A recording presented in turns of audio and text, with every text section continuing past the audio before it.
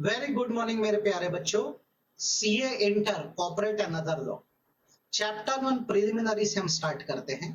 अभी जो हम अपनी पढ़ाई स्टार्ट कर रहे हैं प्योरली हमारे रिस्पेक्टिव इंस्टीट्यूट के स्टडी मटेरियल से पढ़ेंगे, आईसीएआई के स्टडी मटेरियल्स।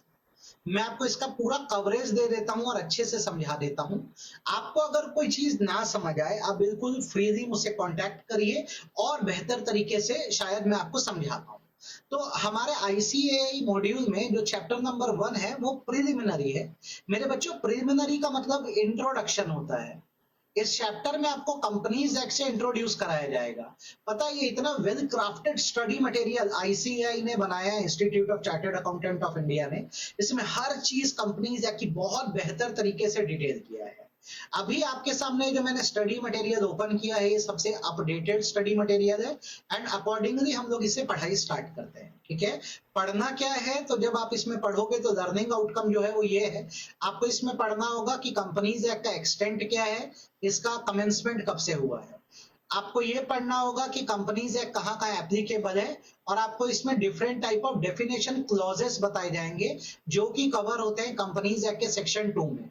बच्चों, सारी डेफिनेशन सेक्शन 2 में दी हुई है, ध्यान रखना। ठीक है, इसको पढ़ने से पहले कुछ बातें मैं आपको बता दूं। प्रीवियसली जो कंपनी जो हमारा हुआ करता था वो था, अब आप लोगों को पता भी होगा फिर भी मैं आपको नॉलेज के लिए बता दूं, इंडियन कंपनीज एक्ट 1956 पहले हुआ करता था।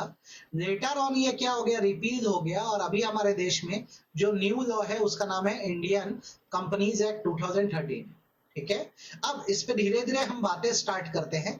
जैसे हम आते हैं सबसे पहले बेसिक इंट्रोडक्शन पे कि कंपनीज एक्ट 2013 एक एक्ट है जो पुराने एक्ट को कंसोलिडेट और अमेंड कर चुका है कंपनी से रिलेटेड। ठीक है, इसे हमारे ऑनरेबल प्रेसिडेंट की कंसेंट मिली थी इस एक्ट को 29 अगस्त 2013 को, और गवर्नमेंट ऑफ इंडिया ने इसे नोटिफाई किया था 30 अगस्त 2013। ठीक है, पहले तो ये बात क्लियर कर दी है। ठीक, इसमें जो सेक्शन 1 है, सेक्शन 1 जो है एप्लीकेबिलिटी को लेकर है। सेक्शन 1 जो है वो एप्लीकेबिलिटी को लेकर है। ये फोर्स में आया था 30 अगस्त 2013 को।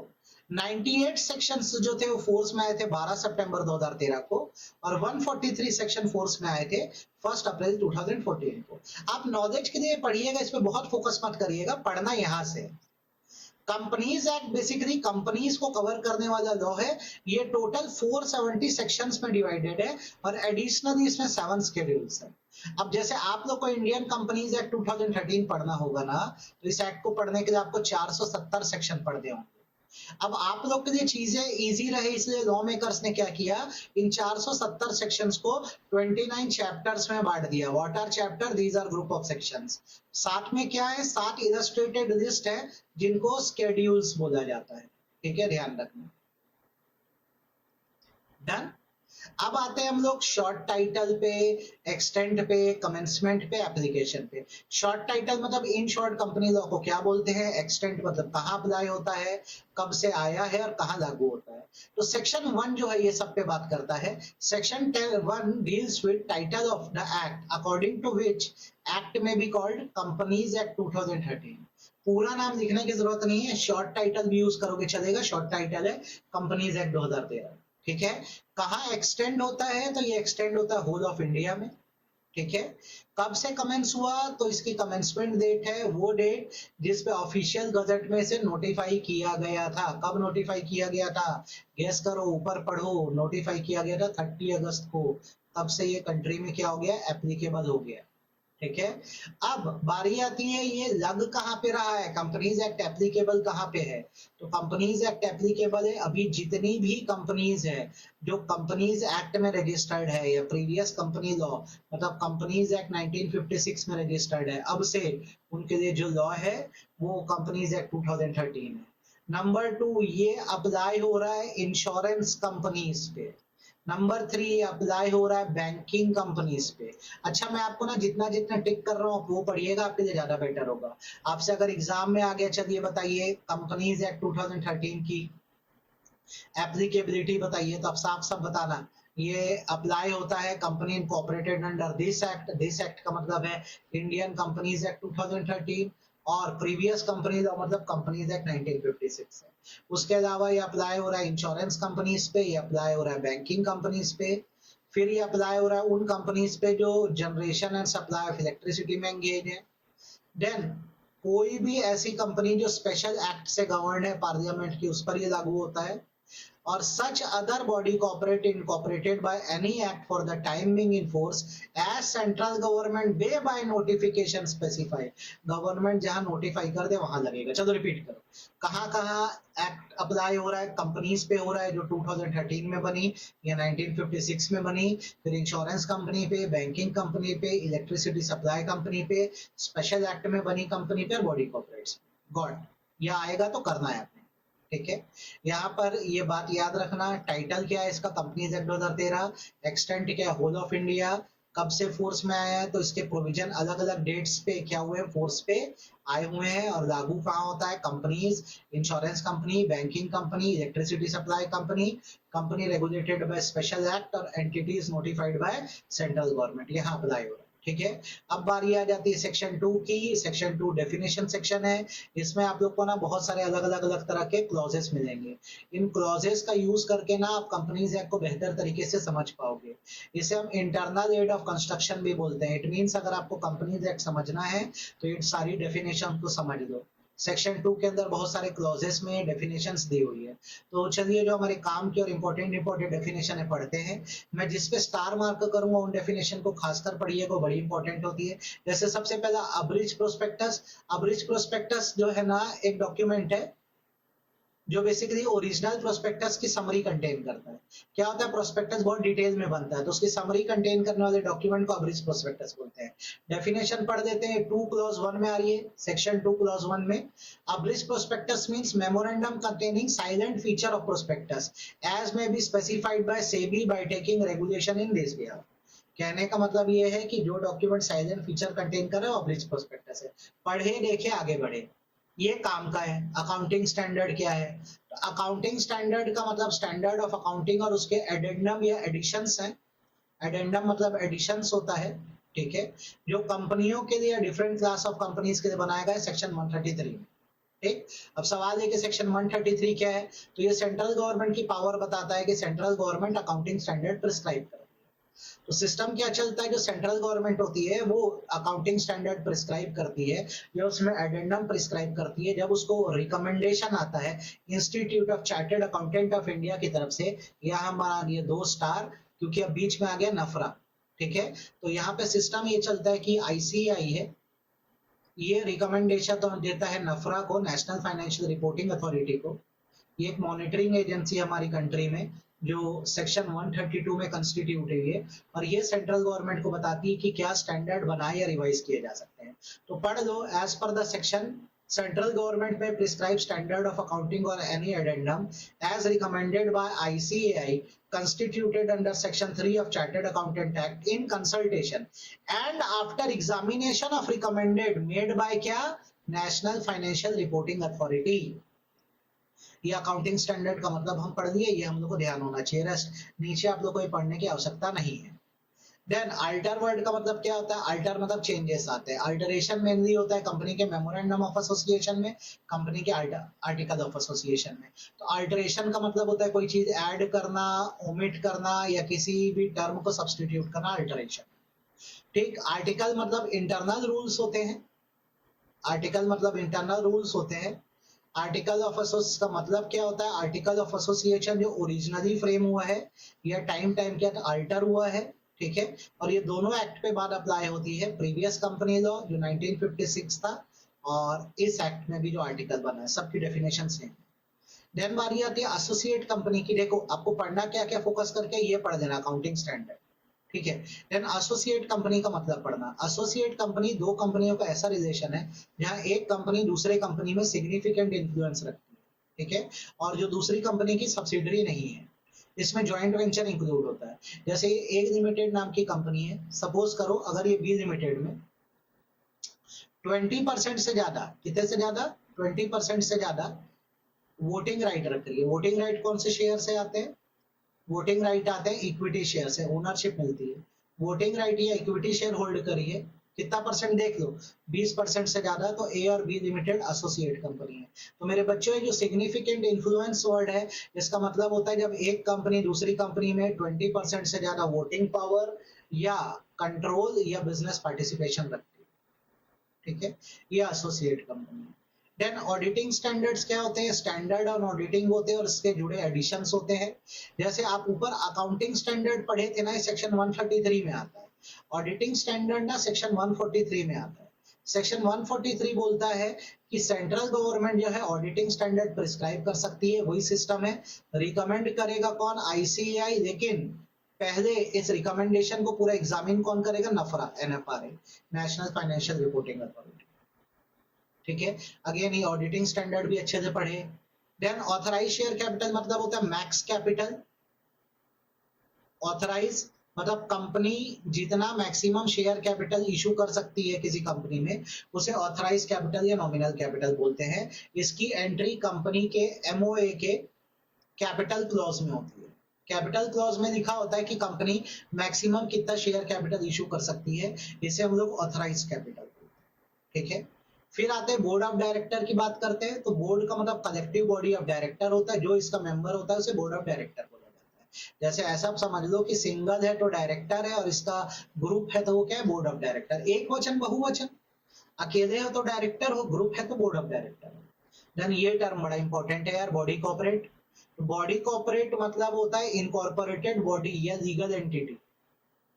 मतलब जो भी लीगली क्रिएट होती है बॉडी, इसको बॉडी कॉर्पोरेट बोला जाता है।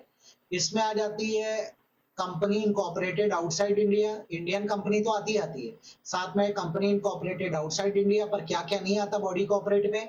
कोऑपरेटिव सोसाइटीज नहीं आती, जो कोऑपरेटिव सोसाइटी एक्ट में रजिस्टर्ड है, या वो बॉडी कॉर्पोरेट जिसको सेंट्रल गवर्नमेंट ने नोटिफिकेशन के द्वारा बोला है कि इसको बॉडी कॉर्पोरेट मत मानो, वो भी नहीं आती। दो चीजें नहीं आती। जैसे इसका एग्जांपल आप ले सकते हो कॉर्पोरेशन सोल,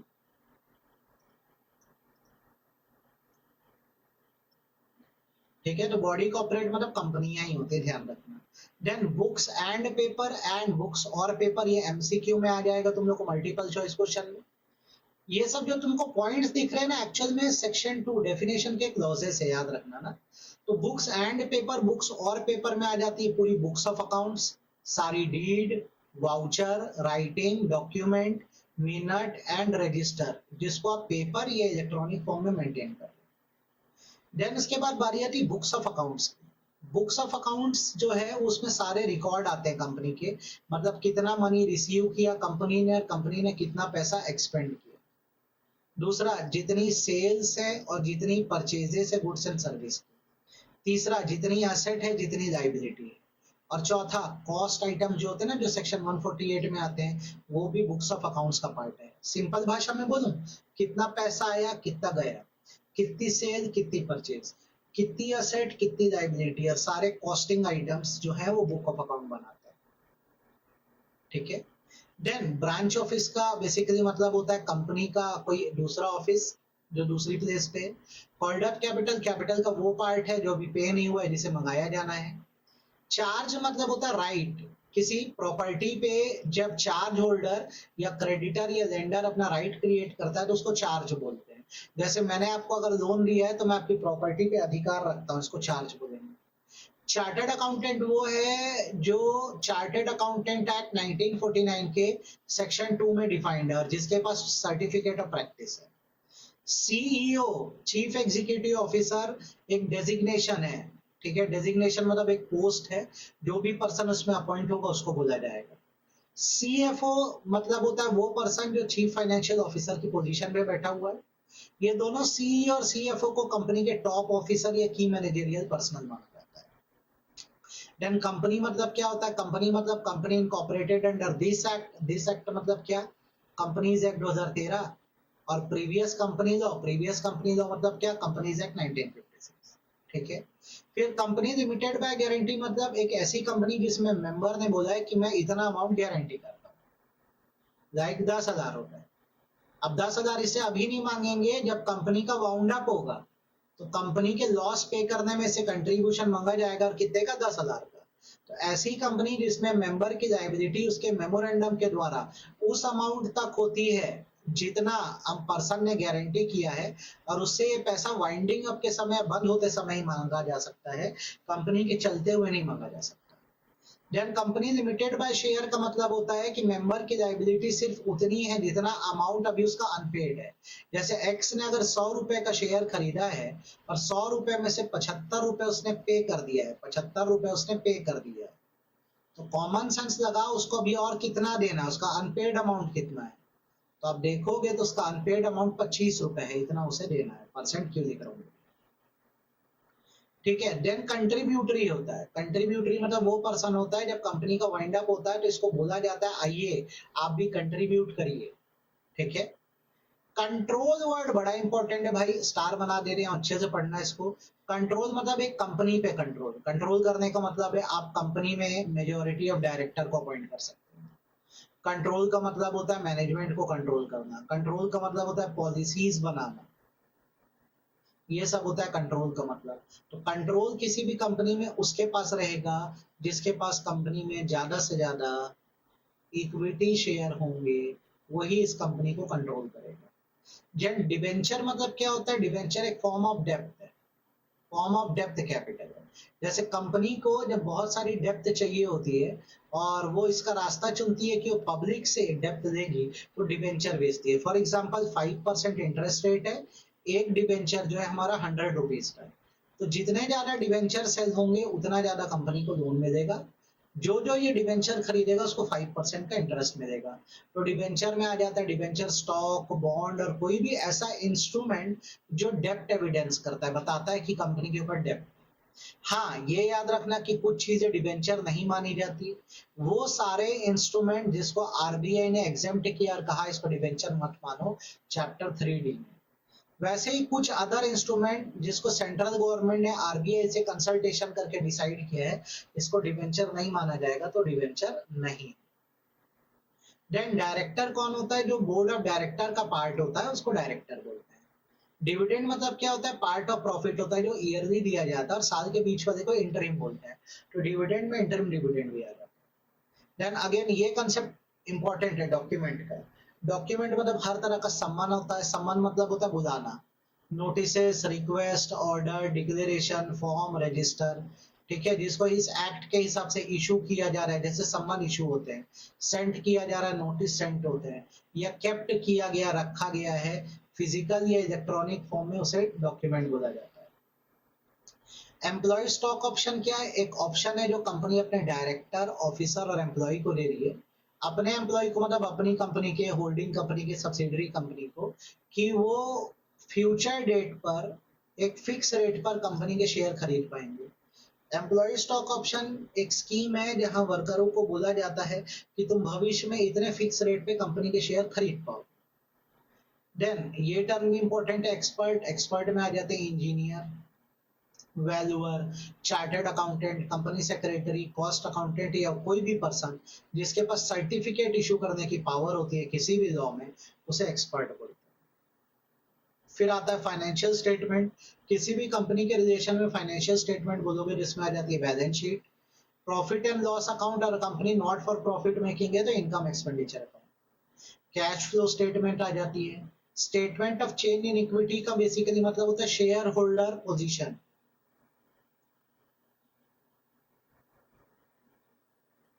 देन ये सबसे जुड़े एक्सप्लेनेटरी नोट या वर्किंग्स भी आ जाती है। जैसे आप देखोगे ना अकाउंट्स बनते हैं तो उसकी वर्किंग बनती है, वो एनेक्जर या एक्सप्लेनेटरी नोट कहलाते हैं। ये नीचे के पॉइंट को अच्छे से ध्यान रखना, अगर आपकी 1% कंपनी है, या आपकी स्मॉल कंपनी है, या आपकी डोरमेंट कंपनी है, तो आपको फाइनेंशियल स्टेटमेंट में कैश फ्लो बनाने की आवश्यकता नहीं है। बनाओगे तो आपकी इच्छा होगी, ध्यान रखिएगा मेरी बात, ठीक है। वापस समझो किन किन कंपनियों को, 1% company, small company, dormant company.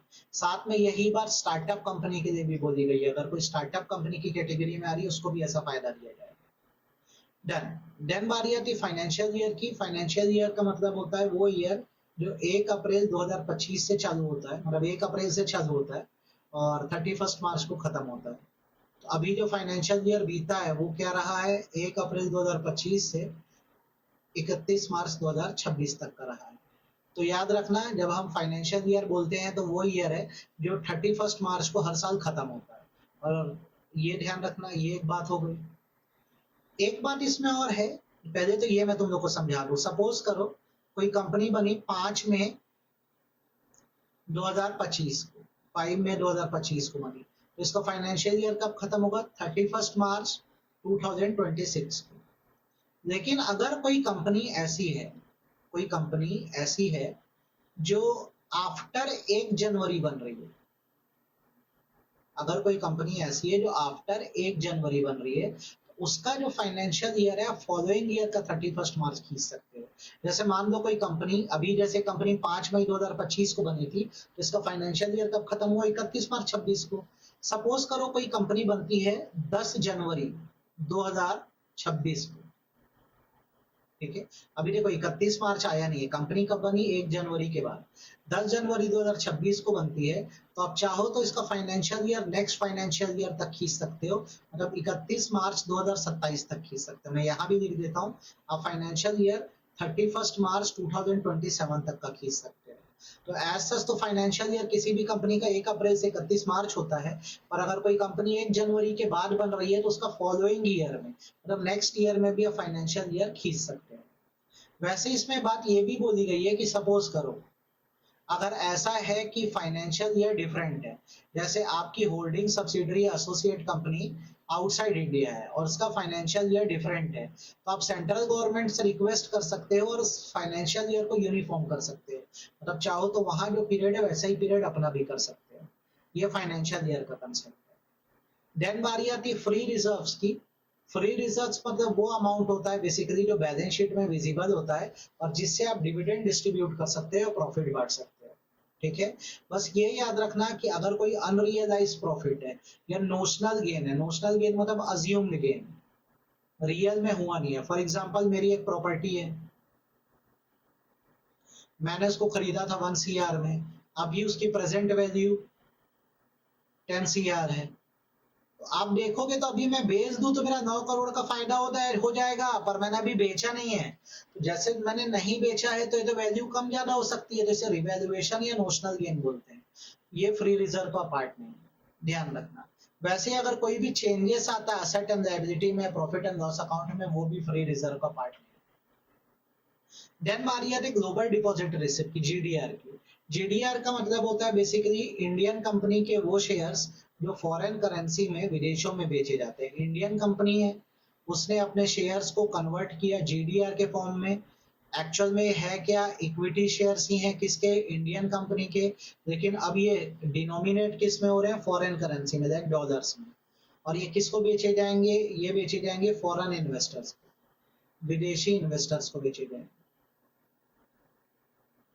इसे हम बोलते हैं जीडीआर। जीडीआर ऐसे इंस्ट्रूमेंट होते हैं जिसको फॉरेन डिपॉजिटरी क्रिएट करता है आउटसाइड इंडिया, और इसको ऑथराइज करती है इंडियन कंपनी के, हमारे ही शेयर्स हैं। इंडिया में तो हम इंडियन करेंसी में बेचते हैं, अब विदेश में इसको फॉरेन करेंसी में बेचो। देन आती है गवर्नमेंट कंपनी। गवर्नमेंट कंपनी वो कंपनी होती है जिसमें नॉट लेस देन 51% शेयर, कम से कम 51% शेयर किसके पास है? ध्यान से देखो, या तो सेंट्रल गवर्नमेंट के पास है, या तो स्टेट गवर्नमेंट, और या गवर्नमेंट, हमारे यहाँ एक से अधिक स्टेट है ना, तो या तो शेयर सेंट्रल गवर्नमेंट के पास है या किसी स्टेट गवर्नमेंट के पास है, या पार्टली सेंट्रल गवर्नमेंट और पार्टली स्टेट गवर्नमेंट के पास है, उसे गवर्नमेंट कंपनी बोलते हैं। फर्दर अगर कोई कंपनी गवर्नमेंट कंपनी की सब्सिडरी है तो उसको भी गवर्नमेंट कंपनी बोला जाता है। ठीक है, आई होप आपको ये समझ आएगा। देन बारी आती है होल्डिंग कंपनी की। होल्डिंग कंपनी का मतलब होता है कंट्रोलिंग कंपनी। एक ऐसी कंपनी होती है जो अपनी सब्सिडरी कंपनी को कंट्रोल करती है। अभी आगे सब्सिडरी पढ़ोगे तो उसका मीनिंग और अच्छे से पढ़ोगे। इशूड कैपिटल वो कैपिटल होता है जिसको कंपनी समय समय पर इशू करती है। ठीक। केएमपी, केएमपी का मतलब होता है most important management officers. Company के जो सबसे इंपॉर्टेंट मैनेजमेंट ऑफिसर्स होते हैं उनको हम लोग बोलते हैं केएमपी, की मैनेजरियल पर्सनल। अभी सेक्शन 2 क्लॉज 51 में इसको डिफाइन किया जाता है कि केएमपी में आ जाते हैं chief executive officer, managing director, manager. इसमें आ जाते हैं कंपनी सेक्रेटरी, इसमें आ जाते हैं होल टाइम डायरेक्टर, इसमें आ जाते हैं चीफ फाइनेंशियल ऑफिसर, या कोई भी ऑफिसर जो बोर्ड ऑफ डायरेक्टर के लेवल का है। इन सबको क्या माना जाता है, केएमपी। या कोई ऑफिसर जिसको गवर्नमेंट प्रिस्क्राइब करेगी बाद में, वो अभी तक किसी को प्रिस्क्राइब नहीं किया। लिस्टेड कंपनी बेसिकली वो कंपनी है जिसकी सिक्योर, पहले तो ये समझ लो ये पब्लिक कंपनी होनी चाहिए। लिस्टेड कंपनी वो कंपनी है जिसकी सिक्योरिटीज लिस्टेड स्टॉक एक्सचेंज में। लिस्टेड वर्ड का मतलब होता है registered and permitted for trading. ऐसी पब्लिक कंपनियां जिनके सिक्योरिटीज या शेयर मार्केट में रजिस्टर्ड और परमिटेड है कि इसको ट्रेड करो, उसे लिस्टेड कंपनी बोलते हैं। कहीं कोई दिक्कत, ध्यान रखना। तो जो भी ऐसी कंपनी है जो लिस्ट होना चाह रही है, तो उसको सेबी के नॉर्म्स के हिसाब से लिस्ट होना पड़ेगा, अदरवाइज वो लिस्ट नहीं हो पाएगी। ठीक है, ये क्लैरिटी होनी चाहिए, इसमें दिक्कत नहीं है। देन बारी आती है, दो टर्म बड़े ही इंपॉर्टेंट है, स्टार मैनेजर और मैनेजिंग डायरेक्टर। देखो, कंपनी को चलाता कौन है, कंपनी के बोर्ड ऑफ डायरेक्टर। सपोज करो ABC कंपनी के टीम डायरेक्टर है। अपनी व्यस्तताओं के कारण ये बोलते हैं हम एक मैनेजर को अपॉइंट कर देते हैं जो कि एक आउटसाइडर है, और इसको पावर दे देते हैं कि ये कंपनी के सारे बड़े फैसले देगा। तो ये जो मिस्टर डी आप लोग को दिख रहा है ना, ये मैनेजर है। अब मैनेजर बेसिकली एक की मैनेजरियल पर्सनल की कैटेगरी है। इसका काम होता है कि बोर्ड ऑफ डायरेक्टर के सुपरिटेंडेंस में काम करेगा, उनके कंट्रोल में काम करेगा, और कंपनी के पूरे अफेयर्स को मैनेज करेगा। ठीक है, ये बात ध्यान रखना। मैं दोबारा बोल दे रहा हूँ, मैनेजर बेसिकली एक इंडिविजुअल है जिसको बोर्ड ऑफ डायरेक्टर ने ऑथराइज किया है कि तुम पूरी कंपनी के अफेयर्स को क्या करो, मैनेज करो। अब आप क्या कर सकते हो, किसी डायरेक्टर को मैनेजर बना सकते हो या किसी बाहर के पर्सन को भी बना सकते हो। अब तुम दूसरी चीज देखो, मैनेजिंग डायरेक्टर देखो, ये बोर्ड ऑफ डायरेक्टर है ABC। ये अपने में से ही क्या करते हैं, को चुनते हैं। जैसे ये लोग अपने में से ही B को चुन लेते हैं कि भाई B, हमको बहुत काम रहता है, तुम ही पूरी कंपनी को चलाओ, बस कोई भी डिसीजन मन मर्जी से मत लेना, हम तुमको पावर तो दे रहे हैं, पर कोई भी फैसला देने से पहले हमको पूछ लेना। यहाँ पे मिस्टर B जो है उसको मैनेजिंग डायरेक्टर माना जाएगा। बोला जाएगा इसके पास बोर्ड की सब्सटेंशियल पावर है, मतलब सारे बड़े फैसले ये डायरेक्टर B ही देगा, बस इसको एक बार कंसल्ट करना पड़ेगा, किससे, A और C से। तो फर्क देखो, मैनेजर कोई भी हो सकता है, एक डायरेक्टर भी और एक बाहर का इंसान भी। लेकिन मैनेजिंग डायरेक्टर के लिए पहले आपको डायरेक्टर बनना पड़ेगा, जिसको बाय आर्टिकल या बाय अग्रीमेंट या बाय रिजोल्यूशन रखा गया है। इसको मैक्सिमम या सब्सटेंशियल पावर दी गई है कि ये कोई भी काम करेगा, लेकिन एट द एंड ये भी किससे पूछ के करेगा, बोर्ड ऑफ डायरेक्टर से। तो इस हिसाब से अगर देखोगे तो मैनेजर का भी काम कंपनी संभालना है, मैनेजिंग डायरेक्टर का भी काम कंपनी संभालना है। तो आप दोनों को एक साथ कंपनी में नहीं रख सकते एट अ टाइम, या तो आप मैनेजर को अपॉइंट करो या तो मैनेजिंग डायरेक्टर को। ठीक, अब यहाँ पे एक वर्ड तुम लोग को मैंने अभी बताया, सब्सटेंशियल पावर। तो याद रखना, substantial power decision making power होती है, और कुछ रूटीन पावर्स को सब्सटेंशियल पावर नहीं बोलते, नॉट अ सब्सटेंशियल पावर। कुछ पावर्स ऐसी हैं जिसको सब्सटेंशियल पावर नहीं बोला जाता, जैसे कॉमन सील, ये कोई भी पर्सन जिसको बोर्ड ऑथराइज करे लगा सकता है। ड्रॉ एंड एंडोर्स यानी चेक, ये कोई भी कर सकता है। Draw and endorse negotiable instrument. Sign share certificate, इसके लिए मैनेजिंग डायरेक्टर होना जरूरी नहीं है, कोई भी कर सकता है, तो इसको आप सब्सटेंशियल पावर नहीं बोलोगे, ध्यान रखना। देन अगला टर्म आपके जाता है मेंबर। मेंबर का ना एक्चुअली मतलब होता है whose name is entered in register of member। अब तुम लोग रिफाइन करके बात बताऊं तो जब कोई पर्सन किसी कंपनी में इन्वेस्ट कर देता है, कैसे इन्वेस्ट करता है, या तो शेयर खरीदता है या तो कंपनी को गारंटी करता है एक अमाउंट, उसका नाम कर दिया जाता है रजिस्टर ऑफ मेंबर्स में एंटर। और जब रजिस्टर ऑफ मेंबर्स में इस इंसान का नाम आ जाता है, तो इसको कंपनी में सारे राइट्स, जिसे बोलते हैं ओनरशिप राइट, वो मिल जाते हैं। तो सिर्फ शेयर खरीदने से काम नहीं चलेगा बेटा, तुम लोग को कंपनी में अगर ओनरशिप राइट चाहिए तो तुम्हारा नाम रजिस्टर ऑफ मेंबर में आना चाहिए। तो बेसिकली मेंबर कौन है, जो सब्सक्राइबर है, मतलब फाउंडर है कंपनी का। जब कंपनी बन रही थी तब उसने एग्री किया था कि वो शेयर खरीदेगा, और उसका नाम रजिस्टर ऑफ मेंबर में लिख दिया गया। दूसरा, बाद में जो अग्री करता है राइटिंग में कि मैं शेयर के लिए अप्लाई करूंगा, मेरे को शेयर अलॉट कर दीजिए, मैं मेंबर बनूंगा, और उसका नाम भी कहाँ लिख दिया गया, हर बार ये बात याद रखना, कहाँ लिखना जरूरी है, रजिस्टर ऑफ मेंबर में। या वो पर्सन जिसने फिजिकल शेयर नहीं खरीदा है, जिसने अपना एक अकाउंट खुलवाया है, ट्रेडिंग अकाउंट जिसको डीमैट अकाउंट बोलते हैं, और वो उस अकाउंट का बेनिफिशियल ओनर है, जिसका जिसका नाम basically as a beneficial owner depository के रिकॉर्ड्स में, डिपॉजिटरी के एक ऑर्गेनाइजेशन है जो आपका डीमटेरियलाइज या इलेक्ट्रॉनिक अकाउंट खुलवाती है, उसका रिकॉर्ड रखती है। ये सब मेंबर है, ठीक है। जो फाउंडर्स है, सब्सक्राइबर वो, जो बाद में शेयर के लिए अप्लाई करे वो, और जिनका नाम डिपॉजिटरी के रिकॉर्ड में एज अ बेनिफिशियल ओनर है वो। अगला टर्म है मेमोरेंडम। मेमोरेंडम ना कंपनी के एक्सटर्नल फीचर्स होते हैं बच्चों। मेमोरेंडम जो कोई पढ़ता है तो उसको कंपनी का पूरा नॉलेज हो जाता है। जैसे मेमोरेंडम में नेम क्लॉज लिखा होता है कि कंपनी का पूरा नाम क्या है। मेमोरेंडम में सिचुएशन क्लॉज लिखा होता है, कंपनी कौन से स्टेट में। मेमोरेंडम में ऑब्जेक्ट क्लॉज होता है, लाइबिलिटी क्लॉज होता है, कैपिटल क्लॉज होता है, सब्सक्रिप्शन क्लॉज होता है जो कंपनी के सारे डिटेल बता देता है। तो आउटसाइडर जब कभी कंपनी से डील करे तो मेमोरेंडम का कंटेंट पढ़ ले। तो मेमोरेंडम वो है जो ओरिजिनली फ्रेम किया गया, मतलब उसमें सारे कंटेंट डाले गए, या altered from time to time, या फिर इसको चेंज किया गया।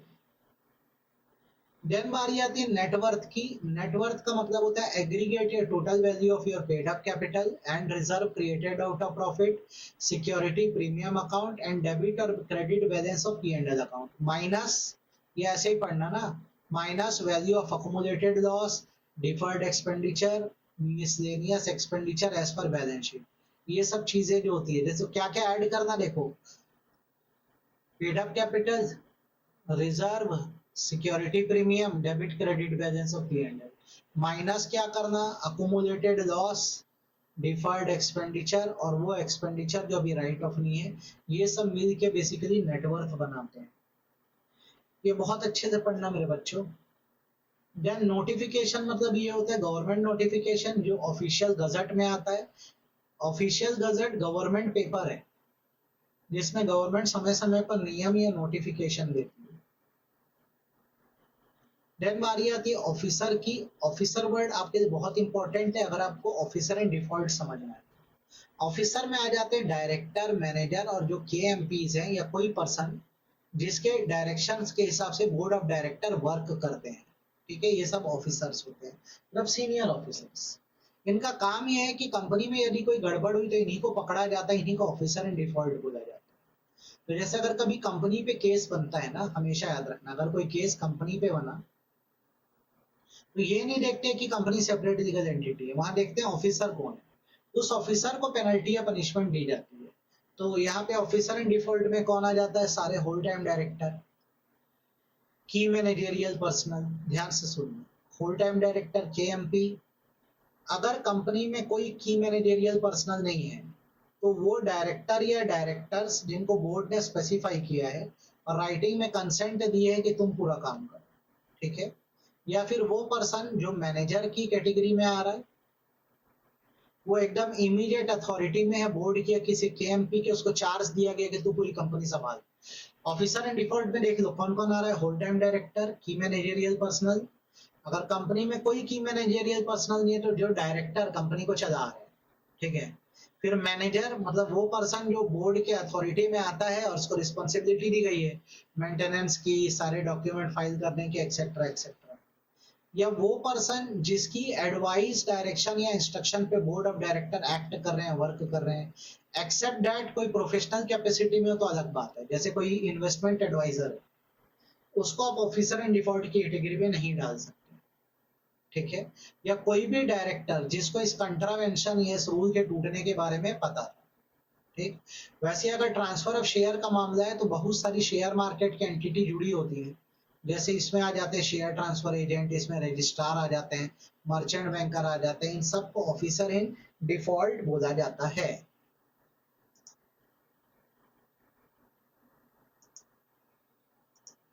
अब आते हैं नेक्स्ट टर्म पे। हमारा अगला टर्म है one person company. One person company उस कंपनी को बोलते हैं जहां एक सिंगल पर्सन ही मेंबर हो, ठीक है।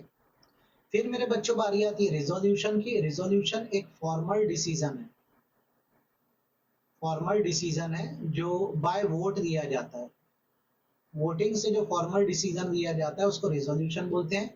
फर्क ये है कि ऑर्डिनरी रिजोल्यूशन जो होता है उसके लिए सिंपल मेजोरिटी लगती है, और जो स्पेशल रिजोल्यूशन होता है उसके लिए स्पेशल मेजोरिटी लगती है। स्पेशल मेजोरिटी का मतलब होता है 3 टाइम्स वोट इन फेवर।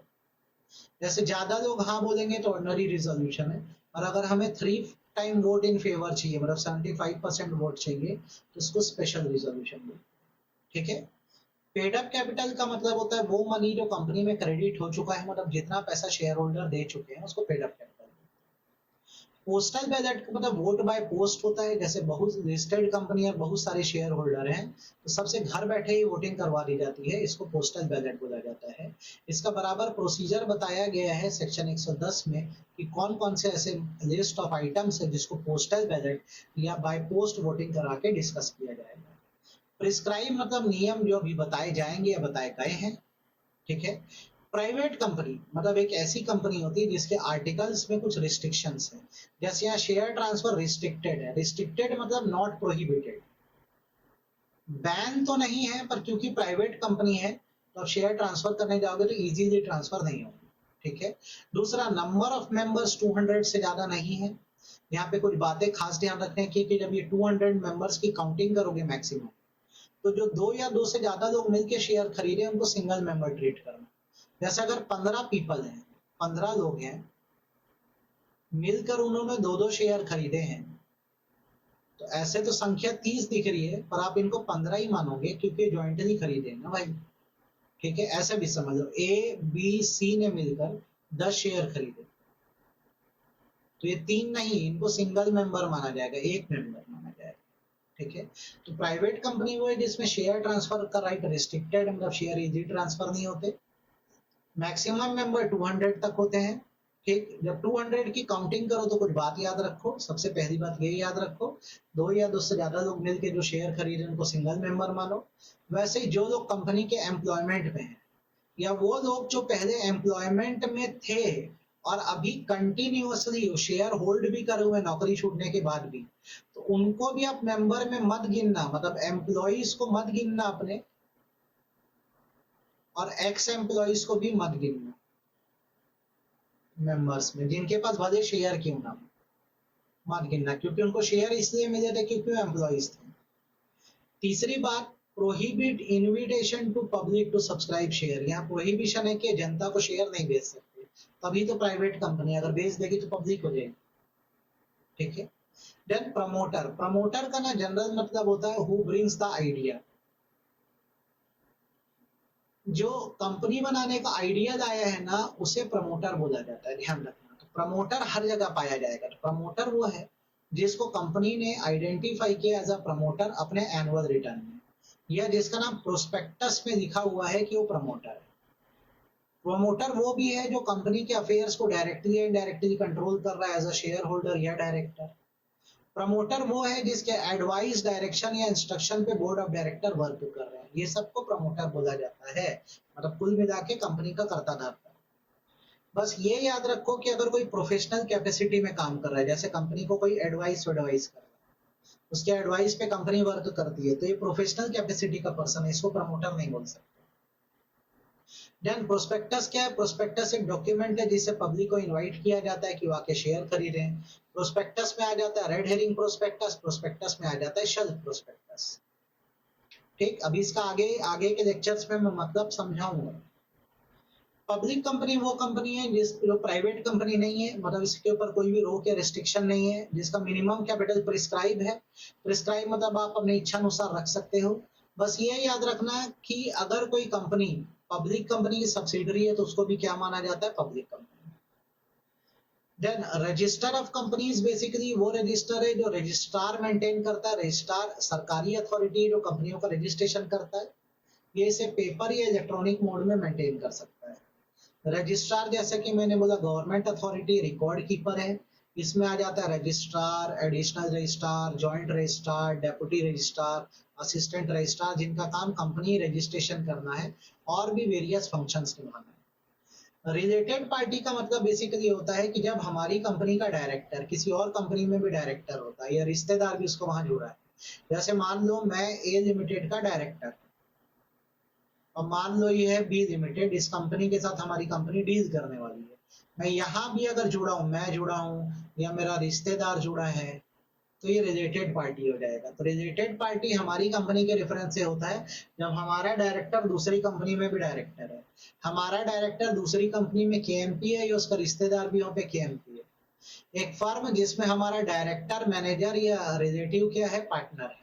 जैसे मैं ए लिमिटेड का डायरेक्टर हूँ, साथ में एक फर्म का पार्टनर भी हूँ, तो फर्म जो है रिलेटेड पार्टी की कैटेगरी होगी। एक प्राइवेट कंपनी जिसमें अपनी कंपनी का डायरेक्टर जो है या मैनेजर जो है वो वहां पे मेंबर है।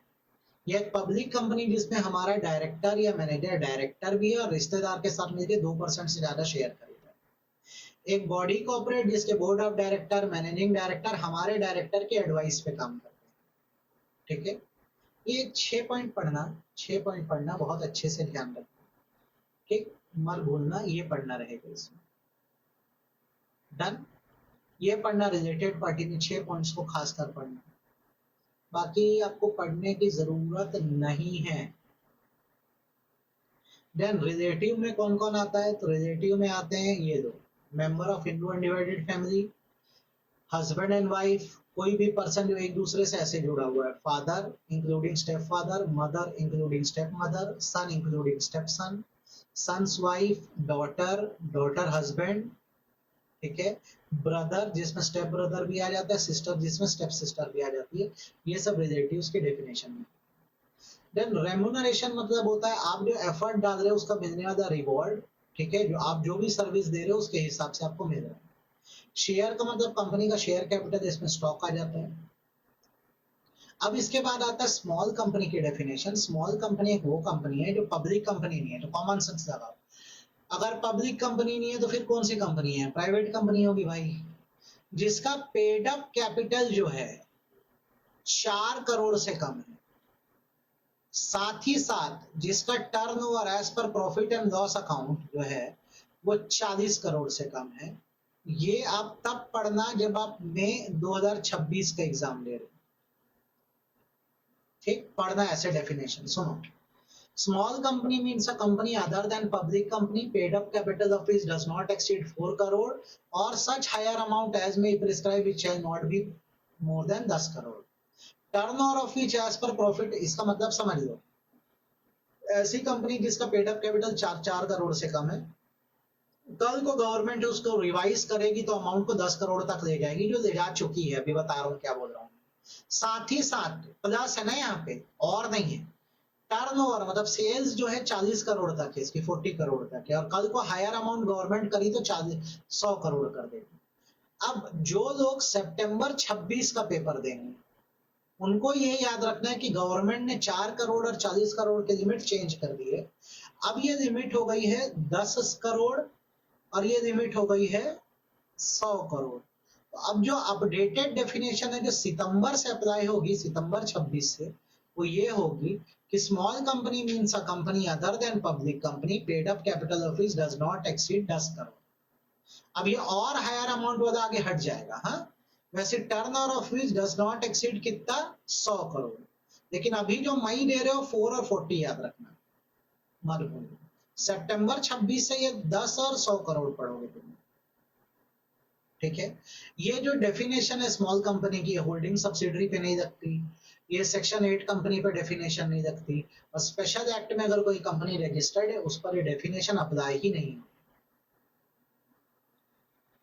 ठीक है, देन बारी आती सब्सक्राइब कैपिटल की। सब्सक्राइब कैपिटल मतलब वो कैपिटल है जिसको मेंबर्स ने सब्सक्राइब किया, सब्सक्राइब मतलब बाय किया है, खरीदा, उसके लिए अप्लाई किया। ठीक है, सब्सिडरी कंपनी ये किससे रिलेट करती है, होल्डिंग कंपनी से। तो सब्सिडरी कंपनी वो कंपनी है जिसमें होल्डिंग कंपनी जो है वहां के पूरे डायरेक्टर्स को कंट्रोल करती है, मतलब जैसा होल्डिंग कंपनी डायरेक्टर रखेगी वैसे ही सब्सिडरी कंपनी में डायरेक्टर होंगे, और 1/2 से ज्यादा वोटिंग पावर या कंट्रोल रखती है। 1/2 से ज्यादा का मतलब होता है 50% और मोर। वोटिंग पावर की जगह अपन लिख सकते हैं इक्विटी शेयर कैपिटल। अब जब मैं 50% और मोर बोलता हूं तो एग्जैक्ट 50 नहीं है, गड़बड़ हो जाएगा ना। 50% और मोर मतलब होल्डिंग कंपनी का सब्सिडरी में 50% से ज्यादा, मतलब 51%, 52% शेयर होना चाहिए। एग्जैक्ट 50 होगा तो होल्डिंग सब्सिडरी रिलेशन नहीं बनेगा, याद रखना। ये भी याद रखना कि एक होल्डिंग कंपनी ज्यादा से ज्यादा 2 लेयर में सब्सिडरी बना सकती है, उससे ज्यादा में। दो लेयर का मतलब बेसिकली होता है जैसे ए लिमिटेड ने सब्सिडरी बनाया बी को, बी बना देगी सी को, सी बना देगी डी को। अब ये इसके आगे नहीं जा सकते, ये एक लेयर, ये दो लेयर, इससे ज्यादा नहीं हो सकता, याद रखना। ठीक है, डन। देन बारी आती है स्वेट इक्विटी शेयर की। स्वेट इक्विटी शेयर वो शेयर होते हैं जो एक कंपनी अपने एम्प्लॉइज को या डायरेक्टर को डिस्काउंटेड रेट में देती है for the purpose of value addition, फायदा हो जाए इसलिए। ठीक। टोटल वोटिंग पावर का मतलब होता है वो पावर जिसका इस्तेमाल आप वोटिंग के दौरान कर सकते हो, खासकर पोल में, जहां पर आप क्या कर सकते हो, जब अपना वोट डालते हो तो साथ में नंबर ऑफ शेयर भी लिख सकते हो कि आप इतने लोगों, आपका इतना शेयर है। ट्रिब्यूनल मतलब नेशनल कंपनी लॉ ट्रिब्यूनल होता है। टर्नओवर का मतलब होता है आपका sale, supply, distribution of goods जो एक साल में आपने किया। अनलिमिटेड कंपनी मतलब वो कंपनी होती है जहां मेंबर्स की लाइबिलिटी पे कोई लिमिट नहीं। वोटिंग राइट मतलब वो राइट होता है जिसके द्वारा मेंबर मीटिंग में बैठ के वोट कर सकता है, बाय पोस्ट, घर बैठे पोस्टल बैलेट से वोट कर सकता है। अब आप देखोगे तो ये पूरा चैप्टर का कंसेप्ट है, नीचे कुछ क्वेश्चन नहीं है। जैसे आप देख लो, ग्रीन लिमिटेड कब बनी, 3 जनवरी 23 को, तो इसका फाइनेंशियल ईयर आप कब तक खींच सकते हो, 31 मार्च 24 तक का, क्योंकि जनवरी के बाद जब कोई कंपनी बनती है तो उसका नेक्स्ट फॉलोइंग ईयर लिया जा सकता है। ठीक, रेस्ट आप क्वेश्चन सब इसके बैक के बनाइएगा, आपसे सारे बन जाएंगे। कहीं कोई डाउट या दिक्कत आए तो मुझे बताना, सर ये नहीं आया। This was your chapter 1 preliminary, खत्म हो गया ये। अब हम लोग नेक्स्ट लेक्चर के साथ मिलेंगे, तो हम लोग इनकॉर्पोरेशन चैप्टर 2 पढ़ेंगे। तब तक के लिए थैंक यू सो मच, थोड़ी देर बाद फिर मिलते हैं नए चैप्टर के साथ।